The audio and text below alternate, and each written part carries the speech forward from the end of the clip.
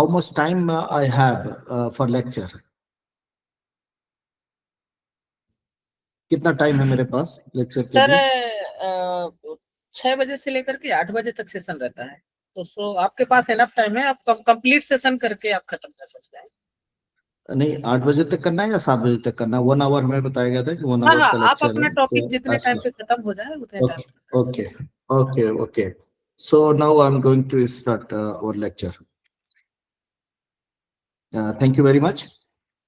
I welcome all of you in today presentation. As Mr. Convener tell you, I'm a assistant professor serving in a Bandha Agriculture University since 13 years. Myself, Dr. B.K. Gupta, and basically I'm looking and dealing all the subjects related to extension, especially in innovation, entrepreneurship development, and the part of that startups. So today we will discuss about the one of the important topic, as we say, that the agri startups and innovation ecosystem for the doubling farmer system. Sorry for interrupting sir, screen के ऊपर आपके एक screen दिख रहा है, ये आपके presentation का, इसको मिनिमाइज कर दीजिए। Just now okay sir, now it's okay. या Okay, thank you very much. So in our lecture, there is the basic, we can say that the major objective for today lecture is to understand the agri startups and innovation ecosystem. That is the major point of today lecture. And the second one is the how startups are linked with the farmers and how they can enhance their incomes, which is the goal of any farmers. And now we have some policy support from the government and as well as the other agencies. So these are the basic point.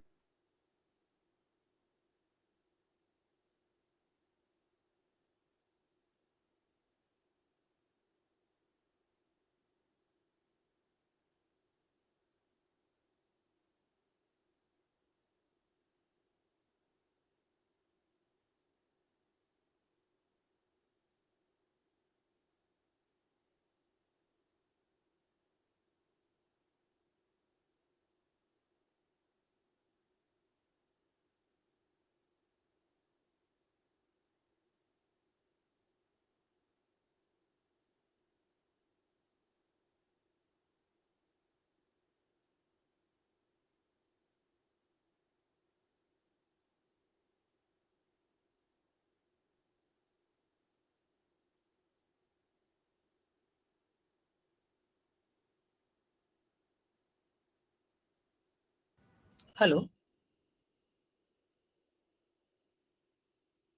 Hello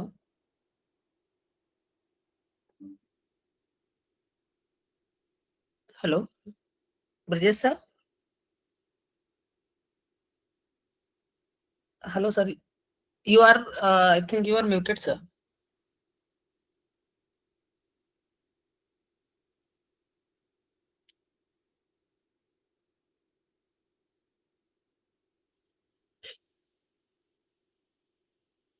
One minute, sir. 1 minute, sir.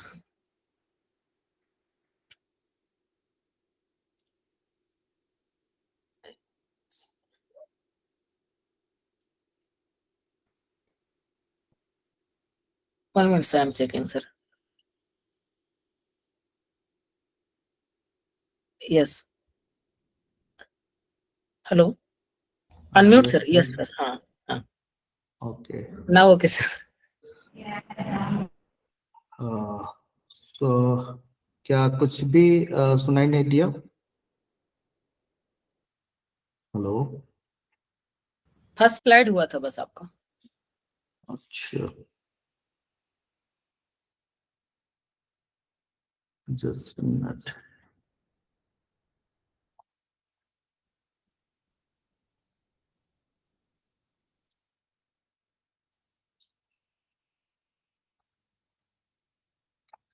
Screen show हो रहा है? हाँ sir, हाँ sir. Now I'm audible? हाँ, you are audible, sir. Okay. So this is a outline, or we can say that the objective of a today lecture. after completion of this lecture, we must know about what is the agriculture startups, their innovation ecosystems, and how startup will enhance the farmers' income, and some policies matter related to government as well as the other agencies. If we talk about the agriculture, we must know that the background of Indian agriculture, as we all know that the more than 50% population are dependent on agriculture, and the rest are dependent on their product. And if we characterize by the Indian agriculture, so we have some clear-cut picture about that Indian agriculture. That is the fragmented land holding, छोटे-छोटे plots, and their productivity and income is also low. If the productivity is low, so automatically farmers cannot get the more profit or more income. So this one is the major characteristic.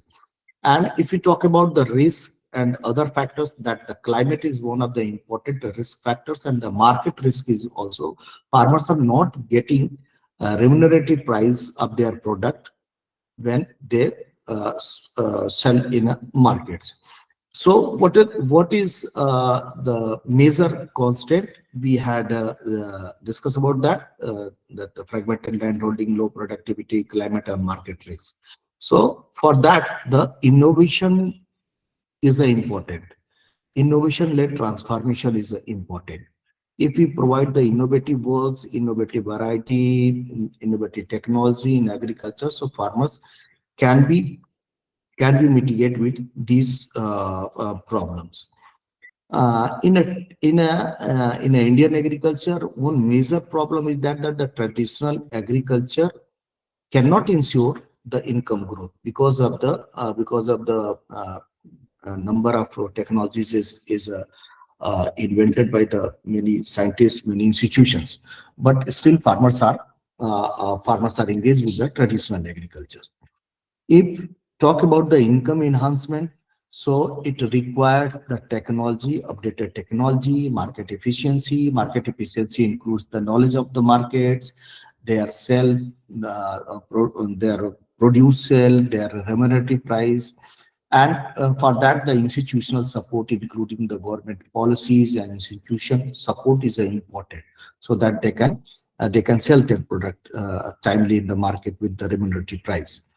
In case if the technology we have, if we have a knowledge about the market, and we have also institutional supports, so in that case we stand with the agricultural startups. And nowadays the agricultural startups is one of the key driver of our agriculture, and either we can talk about the technology, market, product, door-to-door supply, and the chain of the market chain.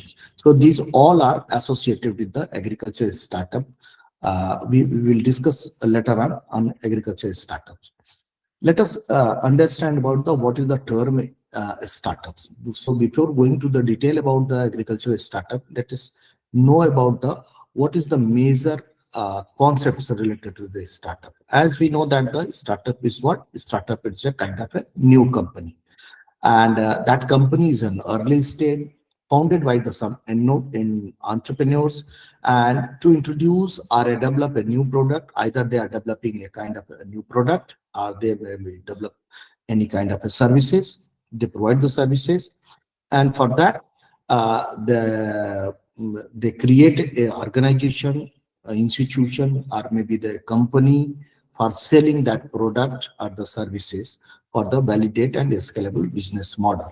यानी अपने business को आगे बढ़ाने के लिए वो किसी भी तरह का रिस्क लेने के लिए तैयार, या उनके जो आइडियाज हैं, चाहे वो प्रोडक्ट के रूप में डेवलप हो रहे हैं या सर्विस के रूप में डेवलप हो रहे हैं, उनको वो वैलिडेट करना, ताकि वो एक बिजनेस मॉडल अपना खड़ा कर सके. तो ये एक जनरल स्टार्टअप्स के बारे में हो गया. और इसके अगर हम की कैरेक्टरिस्टिक्स की बात करें, so we have five major key characteristics. The first one is the scalable business model. That business model can be scale up. We can scale up that business model. We can enhance our businesses. And the second one is the most important factor with that is startup or entrepreneur, that is innovations. Innovation is a kind of a creation either for the product, either for the services. And the next one is a risk and uncertainty. High risk, if we are not willing to take a risk, so we cannot get a maximum profit, we cannot get more income. So risk is one of the important characteristics should have in the any innovators or any person, those who are going to start up any kind of a company or to make a to start the any startups. So risk is a moderate kind of, or you can say that the calculative risk they can take, not a gambling with the businesses. तो वो moderate या calculative risk लेता है, ताकि उसको ये पता हो कि अगर हम ऐसा स्टेप उठाते हैं, ऐसा करते हैं, तो हमारे प्रोडक्ट क्या होंगे, हमारे प्रॉफिट कितना होंगे, हमारा लॉस क्या होगा. So that comes under the moderate risk और कैलकुलेटिव रिस्क. अनसर्टेनिटी का थोड़ा चांसेस इसमें कम होता है. हम अनसर्टेनिटी की बात करें तो हमें नहीं पता होता है कि what will be happen in the next. But in a case of risk we have some idea कि अगर ऐसा नहीं होगा तो ऐसा होगा, लेकिन अनसर्टेनिटी में ऐसा नहीं है.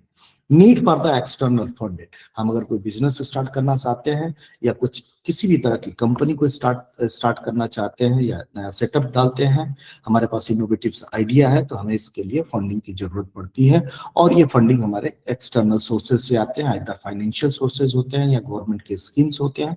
इन सब चीजों से हम फंडिंग्स लेके अपने बिजनेस को, कंपनी को, ये स्टार्टअप को रन कराते हैं.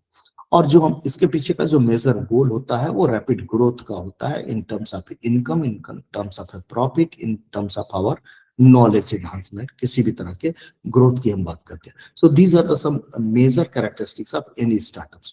Now come to the agri startup. All those features, all those characteristics having that in also consider as a agri startup, जो कॉमन कैरेक्टरिस्टिक्स है स्टार्टअप्स का. बस अंतर क्या है कि जो हमारा एंटरप्राइजेज है, यानी जो हमारी एक्टिविटीज है, जो कंपनी है, it should be based on the agriculture and related things. यानी innovation is in a agriculture sector और allied sector, that will be considered as agri startups. यानी किसी भी तरह का इनोवेशन, क्रिएटिविटी हमारा एग्रीकल्चर सेक्टर में होता है, एग्रीकल्चर रिलेटेड एक्टिविटीज में होता है. So we can say that the agri startups. यानी कोई कंपनी अगर हम डाल रहे हैं, sorry, the second aspects of agri startup, that the focus on the productivity. If we focus on the production or the productivity of that crop or anything, it is one of the important aspect. If the second things is that we are not focusing on the production, we are focusing on the value addition of that products. यानी हम उसके जो product है agriculture का, उसको हम कुछ value add कर रहे हैं. फॉर एग्जांपल, अगर हम आटा, गेहूं की अगर हम बात करते हैं, अगर गेहूं पैदा कर रहे हैं, तो हम उसका वैल्यू एडिशन करके उसको हम आटा बनाते हैं. आटे में फिर वैल्यू एडिशन करके हम वर्मिसेली या पास्ता या कुछ और चीजें बनाते हैं. उसके आगे भी एक स्टेप, 2 स्टेप और जाते हैं. यानी जैसे जैसे हम वैल्यू ऐड करते जाते हैं, हमारी प्रॉफिट का शेयरिंग हमारा बढ़ता जाता है. अब अगर एक ही आदमी ये काम कर रहा है तो सारी प्रॉफिट उसको मिलती है. That is the major aspects of any startup, any innovation or any innovative techniques in agriculture. And the next, the last one is the technology, service and agri-business based. Yani our entire activities related to agri startups is based on the technology, that technology, updated technology, and the kind of services they have chosen. It is important and related to that technology. And we are standing with the agri-business, means our agricultural activities is not for just growing the crop or harvesting the crop or taking the product, but it is in a form of a business. Means we are looking towards our product as a business model. Means अगर हम कुछ चीजें पैदा कर रहे हैं तो सिर्फ प्रोडक्शन के लिए नहीं, बल्कि हम बिजनेस करने के लिए कर रहे हैं. तो ये इन तीनों चीजों को अगर हम मिलाएं तो हम एग्री स्टार्टअप्स की बात कर सकते हैं. ठीक है. And then next important thing is how we can understand that agri startup is in a way. So that is it's a innovation driven enterprises. कोई भी एग्री स्टार्टअप्स बिना इनोवेशन के आगे नहीं बढ़ सकता. और ये इनोवेशन किसको करना है? इन एंटरप्रेन्योर्स को, यानी जो भी एंटरप्रेन्योर्स हैं, कृषि उद्यमी हैं, वही इस कार्य को आगे बढ़ाते हैं। तो उसके लिए वो क्या अप्लाई करते हैं? पहला टेक्नोलॉजी, दूसरा साइंटिफिक नॉलेज और तीसरा न्यू बिजनेसेस मॉडल। यानी अगर हम इन 3 चीजों को अप्लाई करके एक कंपनी स्टार्ट करते हैं, उनको हम एग्रीकल्चर से जोड़ते हैं, तो एग्री स्टार्टअप्स के रूप में उसको हम जानते हैं। मेजर एम क्या होता है? हमने पहले भी डिस्कस किया that profit is a major things and including profit the sustainability and the efficiency. ये दोनों चीजें भी मैटर करती है कि आज हम जो पा रहे हैं वो कल को भी पाए, दैट द सस्टेनेबल अप्रोच, यानी वो सस्टेन करे। तो ये मेजर चीज जिनको हम अप्लाई और एम के माध्यम से एग्री स्टार्टअप को समझ सकते हैं। अब आते हैं दूसरे पिक्चर्स की तरफ, जो हमारा मेजर टॉपिक है कि हमारा जो इकोसिस्टम है, गवर्नमेंट का सपोर्ट है, इनमें डबलिंग फार्मर्स इनकम, यानी फार्मर्स के इनकम में कैसे ग्रोथ करता है या कर सकता है। So we have a kind of a framework here. If we see that, so agri startup जो हमने बात की उस एज ए होल, और उस एग्री स्टार्टअप्स को आगे बढ़ाने के लिए हमारा एक इकोसिस्टम काम कर रहा है, जो उस इकोसिस्टम को हम इनोवेशन इकोसिस्टम कहते हैं। इस इकोसिस्टम्स को डेवलप करने के लिए, इसको स्ट्रेंथन करने के लिए, इसको सपोर्ट करने के लिए गवर्नमेंट अलग अलग स्कीम्स निकालती है, गवर्नमेंट के अलग अलग एजेंसीज पे काम करती हैं। सब financial institutions are came forward for funding them that agri startups, and the ultimate aim is doubling farmers income. अगर हम किसी प्रोडक्ट को लेके आगे बढ़ते हैं, if we are trying to added some value addition in the product, so it is ultimately goes to the farmers level. Farmer उस product को पैदा करेगा, ज्यादा उसका मार्केटिंग इंश्योर होगा, रेम्यूनरेटरी प्राइस मिलेगा, तभी हम उसके फार्मर्स के डबल इनकम की बात कर सकते हैं। तभी इस पे हम डबलिंग फार्मर्स इनकम में और जो मेजर पार्ट्स है उसको हम आगे चर्चा करेंगे। Now the question is that what is the needs of that agri startups, country like India? Why we are talking about the agri startup is important, they can play a key role. So here are the question of that answer. The first aspects, the first need, that the productivity and the efficiency. So as we know that the agriculture जो है हमारा वो resources पे, natural resources में या बहुत सारे resources पे dependent है, from input to market. Inputs में बहुत सारे हैं, fertilizer है, pesticides है, इरिगेशन है, इक्विपमेंट्स है, और हमारे एग्रोकेमिकल्स जितने भी तरह के हैं, ये सारे इनपुट से हम प्रोडक्ट पैदा करते हैं। तो इनका हम ऑप्टिमाइजेशन करें, यानी कम से कम रिसोर्सेज का यूज करके मैक्सिमम वॉल्यूम बढ़ाएं अपने प्रोडक्शन का, तो प्रोडक्टिविटी और एफिशिएंसी हमारी दोनों बढ़ती है। इसके लिए एस्पेक्ट्स क्या है कि अगर हम रिसोर्स ऑप्टिमाइजेशन की बात करते हैं, तो आज के डेट में हम प्रिसीजन फार्मिंग की बात करते हैं। Means everything is a precise way, that is the accurate. If it is not needed we can not apply any kind of pesticide, fertiliser, irrigation. जब तक फसल की, क्रॉप की डिमांड नहीं होगी, ना तो हम उसे फर्टिलाइजर देंगे, ना पेस्टिसाइड देंगे, ना ही हम किसी तरह का इरिगेशन उसको सपोर्ट करेंगे।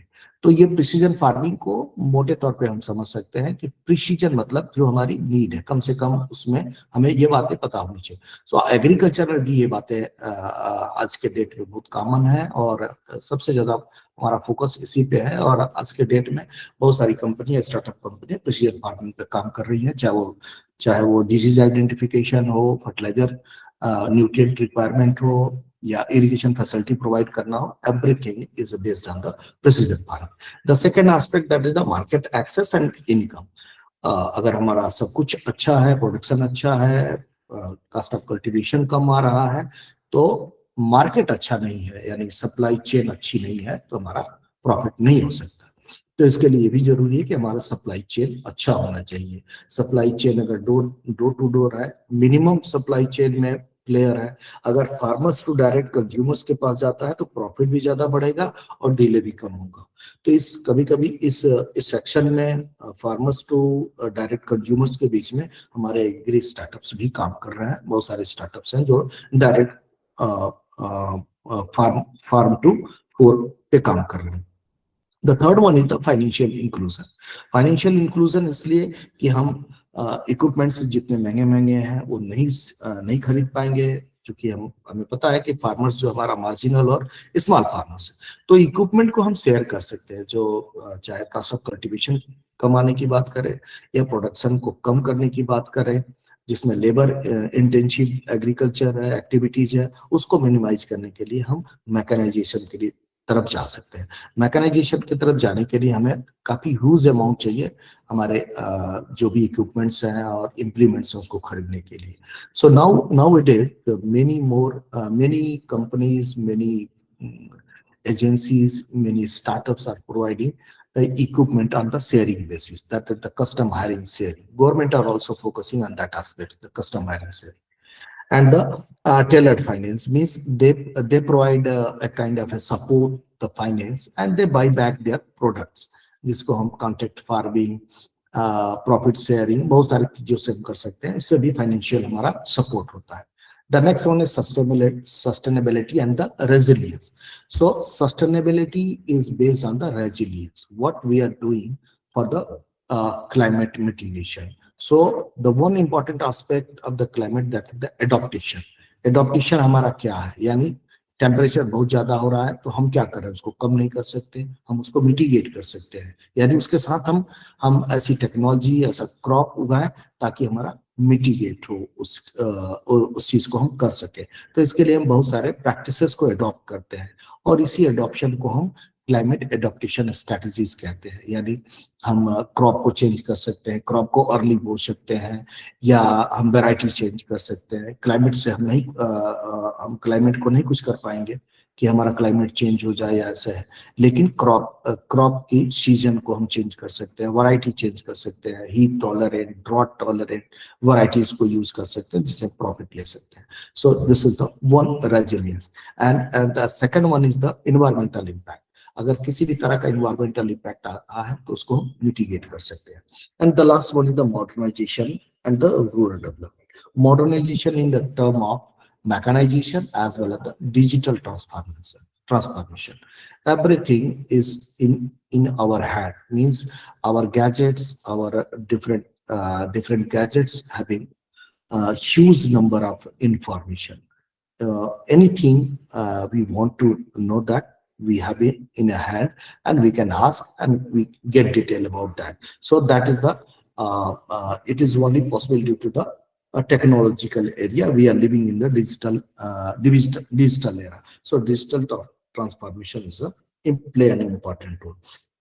If we talk about the agriculture startup, so obviously it's more giving an employment to the youth or the needy person. So these are the some kind of we can say that the need for agri startups. All these factors are important for promoting the agri startups in India. Now, if we promoting that agriculture agri startups, so these are the some scopes from where we can start that. किस area में हम startups को ले जा सकते हैं, शुरू कर सकते हैं, कंपनी स्टैब्लिश कर सकते हैं। तो इसके लिए सबसे पहले हमने आपको बताया कि इनोवेशन, आपके अंदर क्रिएटिविटी होनी चाहिए। अगर ये क्रिएटिविटी नहीं है तो आप कुछ भी नहीं कर सकते, स्टार्टअप्स की बात नहीं कर सकते, एंटरप्रेन्योर या कृषि उद्यमी नहीं हो सकते। हमें कुछ अलग करना पड़ेगा, रिस्क लेना पड़ेगा, मैनेजिंग और सारी चीजों को देखना पड़ेगा। तो ये जो स्कोप्स है हमारा, वो डिफरेंट एस्पेक्ट्स पे है। एग्रीकल्चर में जो चीजें जरूरत है, जिसमें हमने आपको बताया इनपुट, बहुत सारे इनपुट्स लगते हैं, सीड है, फर्टिलाइजर है, पेस्टिसाइड्स है, इरिगेशन इक्विपमेंट्स है, इरिगेशन है, और बहुत सारी चीजें हैं, तो वो इनपुट में आ सकता है।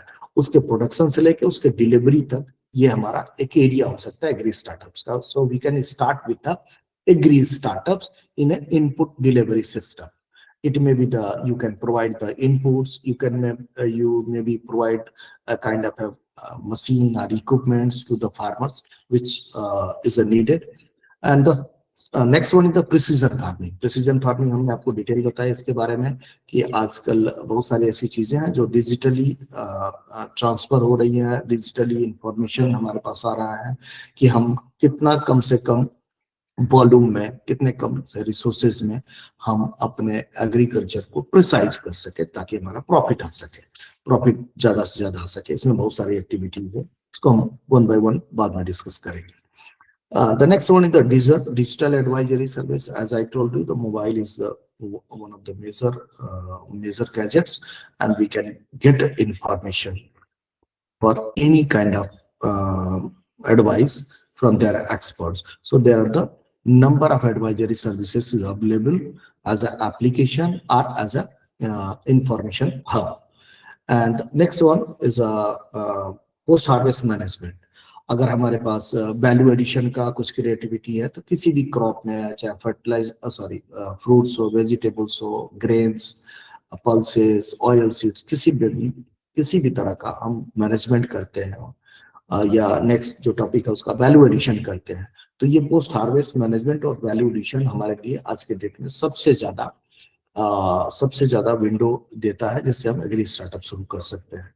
यानी सबसे ज्यादा आज के डेट में अगर हम कहें डेटा के अनुसार, गवर्नमेंट के डेटा के अनुसार, तो वो एग्री स्टार्टअप्स का जो सबसे ज्यादा एग्री स्टार्टअप वो एग्जिस्ट कर रहे हैं इंडिया में, तो वो पोस्ट हार्वेस्ट और वैल्यू एडिशन से कर रहे हैं। इसके अलावा द लास्ट है लॉजिस्टिक एंड मार्केटिंग। लॉजिस्टिक में हमने आपको बताया कि अगर हम किसी भी तरह का इनपुट डिलीवरी कर रहे हैं तो उसके लिए दो स्टेप्स क्या होगा, प्रोसीजर क्या होगा, नीड बेस्ड होगा, डिमांड ड्रिवन होगा, या जैसे भी है उनके नीड के हिसाब से हम लॉजिस्टिक्स प्रोवाइड करते हैं from input supply to marketing of that products. Marketing के लिए भी प्रोवाइड करते हैं। आप जानते ही हैं कि मार्केट के लिए आजकल हम डिजिटल चैनल्स यूज कर रहे हैं, डिजिटल प्लेटफॉर्म्स यूज कर रहे हैं मार्केटिंग के लिए। हमें कुछ भी खरीदना होता है, बहुत सारे ऐप्स बने हैं, बहुत सारे प्लेटफॉर्म्स बने हैं, वहां से हम ऑर्डर करते हैं, ले लेते हैं। तो सेम चीजें हमारे एग्री स्टार्टअप्स के लिए भी है कि ये जो लोग भी एग्री स्टार्टअप्स पे काम कर रहे हैं। हमारे पास कुछ एग्जांपल है, हम लास्ट में उसको देखेंगे। So these are the some scopes. Now we talk about that type of agriculture startups. अभी जो हमने स्कोप्स बताया उसी को हम ये टाइप्स में भी कन्वर्ट कर सकते हैं कि हमारा ये है। इसमें पोस्ट हार्वेस्ट और वैल्यू एडिशन की हमने बात किया, एक साथ काम कर रहे हैं, तो ये वो सारे स्टेज है, वो सारे टाइप्स हैं जो हम एग्री स्टार्टअप्स की बात करते हैं। I am audible? हाँ sir, you are audible sir. Okay, thank you. Now the second part of our today lecture is that the innovation ecosystem. What is the meaning of ecosystem? हम सभी जानते हैं कि इकोसिस्टम का मतलब ऐसा जगह, ऐसा एरिया जहां पे एक से ज्यादा कई प्लेयर हो और वो सारे प्लेयर्स एक दूसरे को सिम्बियोटिक रिलेशन या किसी भी तरह को एसोसिएट करते हो, ताकि एक सिस्टम डेवलप होता है। Means each and everyone is dependent on others. कोई अलोन नहीं है। उस इकोसिस्टम को अगर हम समझ गए कि उस इकोसिस्टम में कौन कौन प्लेयर है, तो वही हमारा सस्टेन करता है या आगे बढ़ने के लिए काम आता है। तो इसी तरह से इनोवेशन इकोसिस्टम भी है। एक आदमी, कोई एक प्लेयर नहीं है। किसी ने क्रिएटिव थिंकिंग की वजह से, किसी ने इनोवेटिव वे में हमने कोई प्रोडक्ट बनाया, कोई सर्विसेज बनाया, उसको हमें कैसे सेल करना है, वो कौन से लोग हैं जो उसको कंज्यूम करेंगे, they all are part of that system from genesis to consumption. यानी शुरू जहां से पैदा हुआ और जिसको कंज्यूम करना, they all are the part of that ecosystem. So here is the we can say that the collaborative network of startups, government agency, research institution, incubators or investors, university extension system enables and a kind of a development, diffusion of that technology and the scaling of that innovation. These are the collaborative network of these players. Startup एक individual शुरू कर रहा है, government agency उसमें कुछ role play कर रही है, रिसर्च इंस्टीट्यूशंस अपना रोल प्ले कर रहे हैं, इनक्यूबेटर जो उस आइडियाज को रियलिटी में कन्वर्ट कर रहा है, they are incubators, and someone is the funding them. May be दो इन्वेस्टर्स, कोई कंपनी हो सकता है, कोई मार्केट इंस्टीट्यूट, कोई मार्केट प्लेयर हो सकता है, इवन फाइनेंशियल इंस्टीट्यूशंस भी इन्वेस्टर्स के रूप में उनको फंडिंग कर रहे हैं। यूनिवर्सिटीज और एक्सटेंशन सिस्टम का भी अपना रोल है कि जो टेक्नोलॉजी है, जो प्रोडक्ट है, उसको वैलिडेट कर रहे हैं कि हमने ये पेस्टिसाइड बनाई है, इसको हमने चेक किया है, इसका कोई लिथल इफेक्ट नहीं है, या इसका जो लिथल इफेक्ट है जिसके लिए बनाया वो अच्छा है।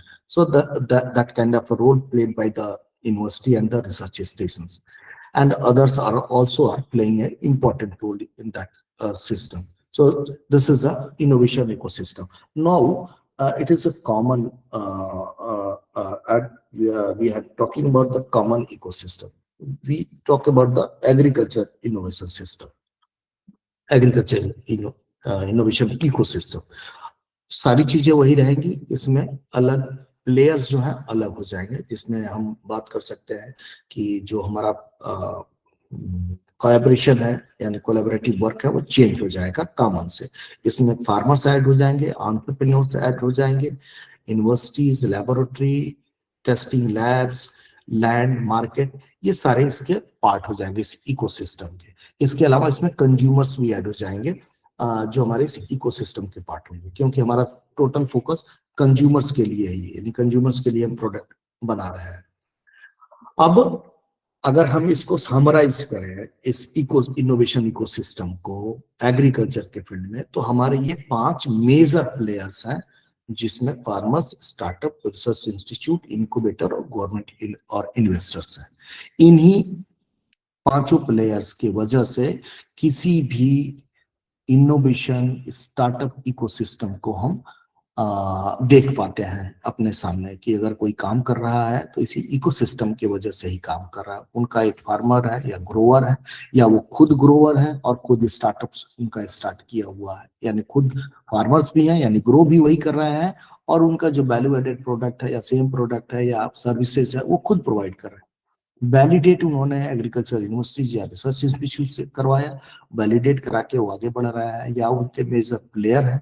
इसके अलावा इंक्यूबेटर्स हैं, इंक्यूबेटर्स यानी they are the facility provider, their work is ideas turn into the reality. They provide the various kind of facilities जिससे जो हमारा आइडिया है, जो हमने क्रिएट करके इनोवेशन किया, उसको हम रियलिटी में चेंज कर। इसके अलावा गवर्नमेंट की फंडिंग और इन्वेस्टर्स का भी रोल इसमें बढ़ जाता है। Now the third topic is for today lecture, that is the doubling farmers, how that innovation agriculture startups is associated with the doubling farmers income. अब डबलिंग फार्मर्स इनकम को जानने से पहले हम बात करें कि मतलब क्या है डबलिंग फार्मर्स इनकम का। तो अगर हम इसकी बात करें तो हम 4-5 मुख्य चीजें जान सकते हैं कि इसमें हम प्रोडक्टिविटी इंक्रीज की बात करेंगे तभी उसका इनकम बढ़ेगा।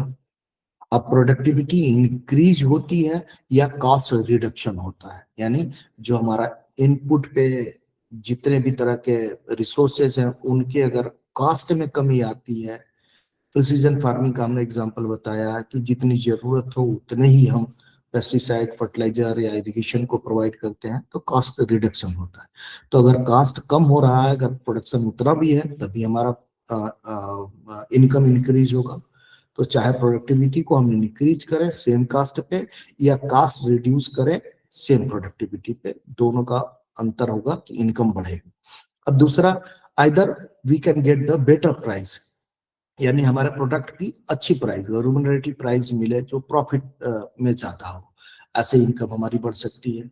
ये तभी हो सकता है जब डिमांड ड्रिवन, नीड बेस्ड हो, यानी अगर हमें इस वैरायटी का टमाटो चाहिए तो हमें उस वैरायटी की टोमेटो मिल रही है तो हम उसके प्राइस, उसके पैसे देने के लिए तैयार है, यानी नीड बेस्ड, हमारी नीड के अनुसार वो चीजें हैं। हमें अगर फ्रेश वेजिटेबल चाहिए तो हमें फ्रेश वेजिटेबल मिल रहा है तो उसको हम पैसे पे करेंगे। So that is the need based. तो बेटर प्राइस का जो रियलाइजेशन है वो डिफरेंट तरह से भी हो सकता है। And next one the income diversification. Income diversification in that sense कि हमारा जो इनकम है वो अलग अलग सोर्सेज से है। जैसे कोई बाई प्रोडक्ट है तो उसका अलग अलग प्राइस हो, जो हमारा मेन प्रोडक्ट हो उसका जो सेमी फिनिश गुड है या फिनिश गुड है अगर किसी प्रोडक्ट का, तो उन सबसे अलग अलग हमारा प्राइस है। जैसे अगर हम गन्ने की बात करें, आप सभी लोग अगर आप जानते होंगे तो कि गन्ने में जो हमारा मेन क्रॉप होता है गन्ने का, उसे हम शुगर निकालते हैं, फिर उसके अगोले से हम चारे या साइलेज बनाते हैं, उसके लीफ से आजकल बहुत सारी टेक्नोलॉजी डेवलप हो गई है, फाइबर एक्सट्रैक्ट कर रहे हैं, या जो हमारा शुगर बनाने का तरीका है उससे हम एथेनॉल भी निकाल रहे हैं, इलेक्ट्रिसिटी डेवलप कर रहे हैं, बगास बना रहे हैं, हम प्रेस मड तैयार कर रहे हैं, उससे हम ऑर्गेनिक फार्मिंग के लिए इनपुट तैयार कर रहे हैं।